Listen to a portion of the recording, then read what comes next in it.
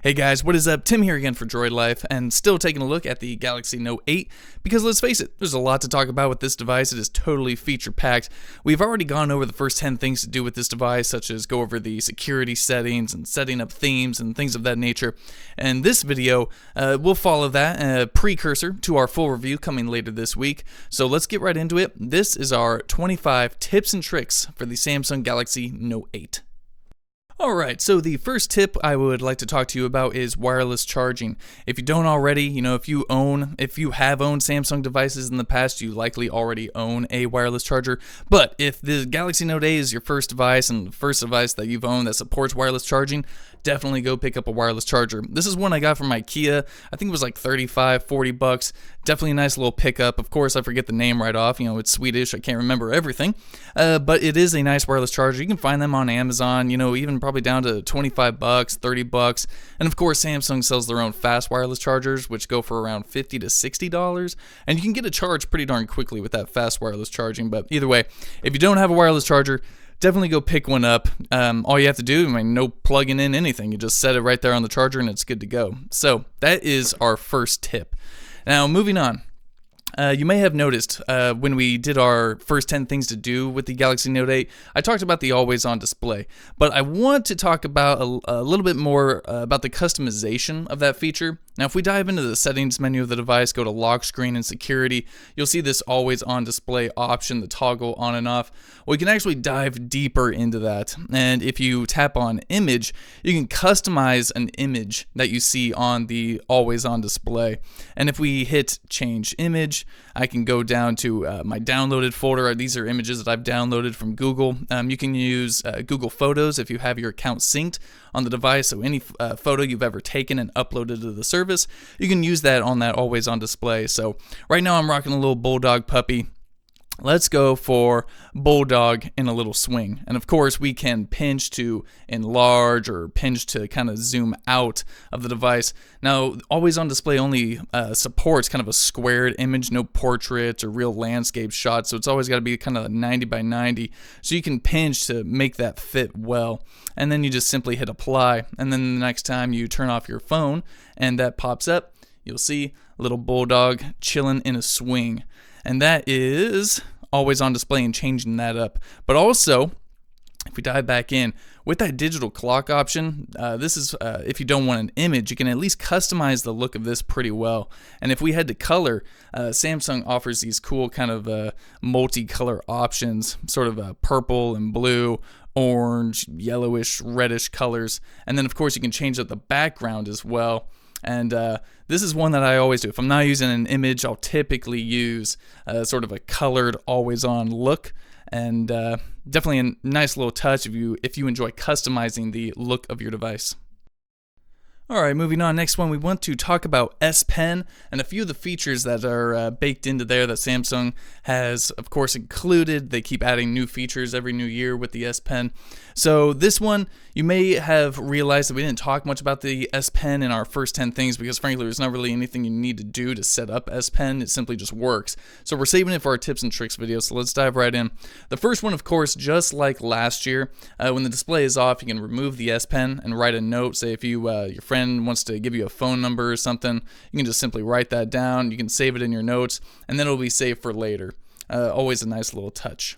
Now, when the display is turned on and you remove the S Pen, you'll see this little hovering icon here that pops up and it gives you a few options. Those options are customizable, but I want to dive in real quickly into a few of the options. First one being live message, which is definitely new for this year. Now, let's say if you want to create a message and then send it, these live messages are animated GIFs or GIFs basically, and you can share those on Twitter or Facebook and they'll be animated and everyone can see them. So let's just say, hi DL, with a little exclamation point, and there's our animation. Now we can play the animation or preview the animation, and then we can save that to our phone, share it later, or do whatever. Now what's interesting is that you can take a screenshot of something, say Twitter or a picture you found on the web, then you can animate a message on top of it. I saw Kellen on Twitter do some pretty funny things like that, so if you don't follow him, go follow him. I am Kellix. Pretty interesting stuff over there. Now, when you are done, it'll save the animation and then will allow you to share it right here. So you can share it via Twitter, Gmail, or wherever. Send it through direct messages, upload it to photos, do whatever you want. Moving on, translate. Not a new feature, but a very handy feature indeed. So right now I've got it set to translate from English to Spanish. So what this does is no matter what word I hover over with the S Pen, the service will translate it in real time using Google. So let's say if I want to translate play, I just hover over play and it translates to Yugar. I hope I pronounced that right. I'm sorry if I didn't. If I hover over play music, musica. Translated very well. Maps. Mapas. So Google Translate, definitely handy if you only need to translate a couple of words at a time. But of course, you can change up what language you are translating to or from, and look at all these languages that are supported. If I wanted to go into Italian, Japanese, Korean, Latvian, Lithuanian, Macedonian, all those are supported. I don't know exactly if all those languages have words for things you might come across that are sort of specific to the English language, but definitely there and handy if you need it. Moving on, we have Bixby Vision. Now, Bixby Vision is sort of interesting. It allows you to, it recognizes what is on the display or what you're hovering over. And with Bixby Vision, you can typically get a link to Amazon if you want to purchase something or find more information on it. So let's just say, for example, because Android 8.0 is Oreo, I've got a picture of Oreos here from Google. I can hover over that with Bixby Vision using the S Pen, and then I can click on the little shopping cart, and it'll show me where Oreos are purchasable on the web. And of course, right here, I've got Oreo chocolate sandwich, pack of 12 for only $35.76. And I can tap on that. It's going to take me directly to Amazon. So a nice little touch. You can also use it to extract text from anything that you see on the web. So let's say, for example, we'll go back. We'll go back to images and say I want those Oreo cookies again. I can hover over it, and then I can go text, and this will work for anything, not just a picture that you see. I can extract the text, and it says Oreo right there, and then I can customize it, do whatever. I can save it as a note or share it if I need to, anything like that. It's definitely a handy little tool if you need it. And of course, as I mentioned, you can customize these, add shortcuts, remove shortcuts. You can also change if you want that floating window to pop out. When and if you don't want it, but of course you can add any applications you want. They have other shortcuts as well that are sort of made specifically for the S Pen, such as magnifying, glance, and coloring, and all that fun stuff. There's a lot of cool stuff you can do with the S Pen this year, almost enough for its own video, and we may do that here leading up again to our full review. So that's S Pen for you. Let's dive right into different home screen settings. Alright, so for home screen settings, Samsung has built in a few custom things you can do, and to access all of that, when you're on the home screen, you can simply pinch on the display, tap on home screen settings, and then right here you're going to see options for home screen layout, home screen grid, app screen grid, hide apps, and let's dive into each one real quick. So home screen layout, you can choose whether you want to have an app drawer or not, or have all of your applications simply on the home display and not having an app drawer. And of course you can switch between back and forth, it's not a problem. Moving on, home screen grid, this changes up the actual grid of the display. So if you want a more compact look or more kind of look where your icons are a little bit bigger but you have less space, you can do that as well. I keep it on a 5x5, and that should be how it comes out of the box for everybody, but just in case, I use a 5x5. It works really well with widgets and applications, having just that 5x5 look. Looks pretty good to me. App screen grid, again, you can change it out to where the icons are a little bit bigger. If you're someone who has a lot of applications, though, you may be using more pages. So just keep that in mind. You know, if you do have a lot of applications, you may want to stick to the 5x6 just to keep things a little bit more compact and more manageable. But the one feature that I really enjoy in here is hide apps. Now, if you have an application on your phone that you don't want someone else to see, or if you have bloatware that comes on the device that you just don't want to disable but you don't want to see it, you simply come into here, you can hide applications. So for example, let's say I want to hide the standard internet application from Samsung because I use Google Chrome. I can simply tap on it, hit apply, and then I won't be able to find it inside of the app drawer. And like I said, I mean, this could work on any application. I could hide all my apps or just particular apps I don't want others to see. It's really up to you. And then the next part of this is actually with the notification pull down and this brightness toggle, the slider. And when you bring the phone out of the box, this option is disabled. And when you pull down, let me get that all out of the way for you. When you pull down, there's no brightness slider right here. And not something I really appreciate. I don't want to have to give an extra slide just to access my brightness. So to customize this, you hit on that little arrow pointing down, and then you're going to show control on top. And when that's enabled, when you pull down for that first time, there's your brightness slider. No more secondary pull down or anything like that. Believe me, right out of the box, that's going to be one of the first things you should do.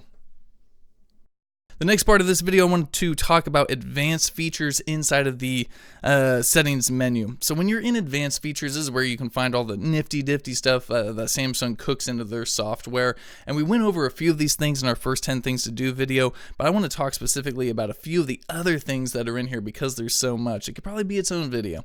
So if we dive into multi-window, Samsung has a few ways that it implements multi-window on their devices. And the first one being use the recents button, and that you can use that to chop your display in two and have two apps running simultaneously. So for example, we can just hold on it and that display will still turn up. We can still use it regularly. Then we can also have Google Play open. You can do this for YouTube and Chrome or anything. If you got your fantasy football thing going, you can be down here on your Yahoo Fantasy League changing things up while the game's going. I don't play fantasy. I don't even know if you can do that. But anyway, if you want to close that out, you can press on use recent apps button, press on your recent apps button again. And then you can also access sort of what we would say the true definition of multi-window, and that's called pop-up view action. So say we're in an application such as Google Play, you can swipe down from either the left or the right top corner and minimize that app into its own little window. And you can have many different applications open at the same time. Say I need my gallery of Bulldog open again. I can dive that into its own window, move them around. I can resize them by dragging, holding, pressing, doing all that. And then I can compact them into their own little windows. And if I do that, they'll sort of group together. And then I can drag them around. I can't dismiss them, like say you can a Facebook chat head, but you can simply open them back up, tap on them, X on them, close them out. It allows you to get a lot of stuff done at the same time. I have heard Samsung say that you can have up to 16 windows open at the same time. Don't ask me if you would actually ever need that, but it is there. Moving on, we have palm swipe to capture. And a lot of people, I'm just going to no name dropping, but my mom in particular, she hates that she has to hold on the power button and volume down to take a screenshot on some phones. On Samsung phones, they have smart capture, and you can simply slide your palm across the device to take a picture. Now, what I always tend to do is I'll interact with the UI itself, and instead of doing what I want it to do, it'll go dive into something. But sometimes I can get it working just right, where if I swipe palm, it'll take a picture, and that can be quite handy dandy. Now moving on, we have one-handed mode, and this one should be right here near the top. So one-handed mode, I have it set to use as the button. You can also swipe up diagonally from bottom corner to get into one-handed mode.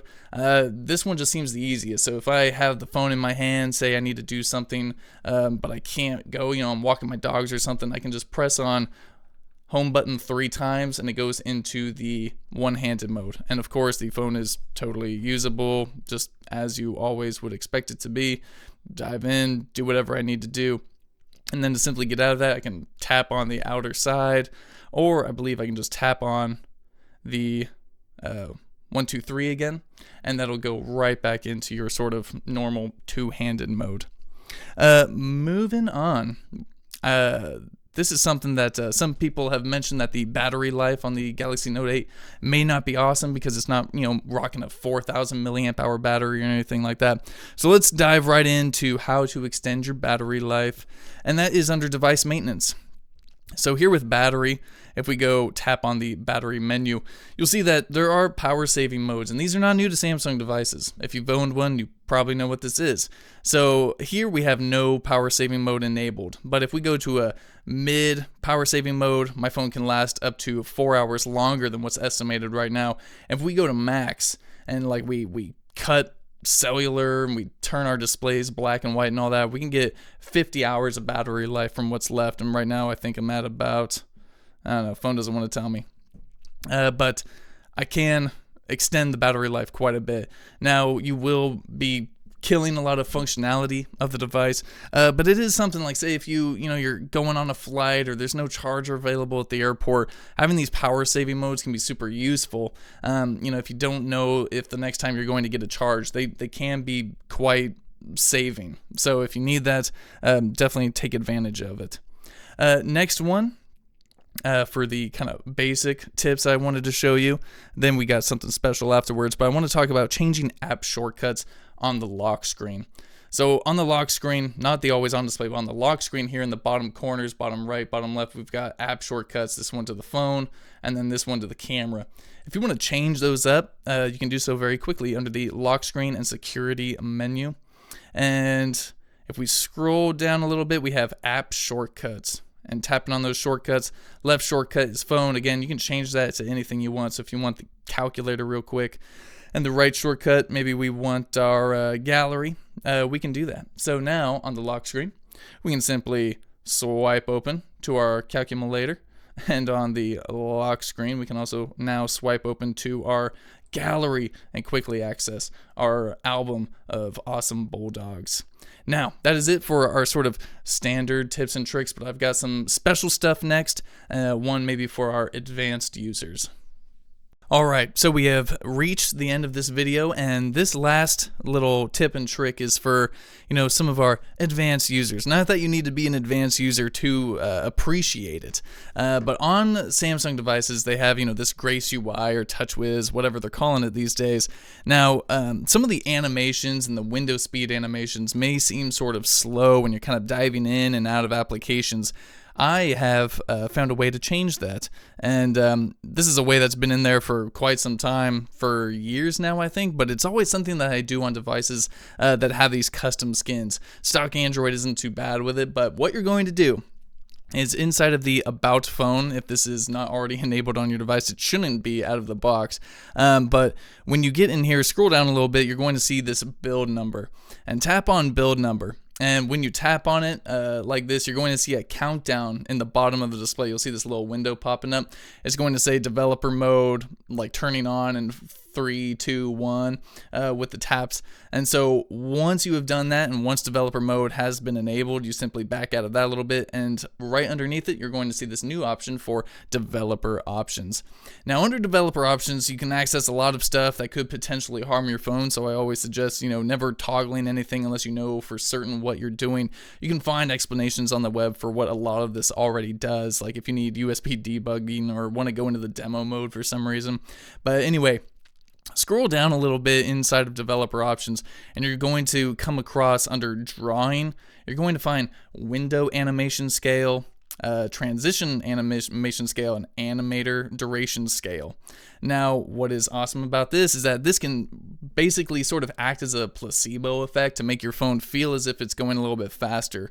Right now, you'll see the windows. You can definitely see the animations and all of that. So what you can do is you can basically speed that up or turn them off completely. And what you're going to want to do is I scale them back to 0.5 times. I scale everything back, and you'll notice that everything just feels a little bit quicker, I guess you could say, diving in and out of applications, going to home and all that, bringing up any type of UI or interacting with the phone. It just seems snappier. And as I said, you can turn them off completely, and that will get rid of all animations, and that will definitely make your phone feel like it's going a little bit quicker. No more going in and out, panning, zooming, none of that. It simply opens everything up. And And like I said, it makes your phone feel a little bit faster. Unless they are turned off like they are right now, it does sort of act as a placebo effect. And some people enjoy those animations. If you really want to enjoy them, you can even make them go really long. And again, these are for, specifically made for developers. But it is just sort of a nice way you can make your phone feel faster. If you're not a huge fan of skins, you can at least speed them up a little bit. And so that's a little pro tip. Like I said, there are things inside developer options that can hurt your device. Not necessarily hurt, but it can definitely mess with the operation of the device and your experience. So just be careful when you're messing around with stuff in there. So that's been our tips and tricks video for the Galaxy Note 8. Like I said, we have our full review coming later this week, so if you want to catch that, feel free to hit that subscribe button. And if you have any questions, feel free to drop them in the section below, and I'll be there to field them. And until then, we're Droid Life. Peace.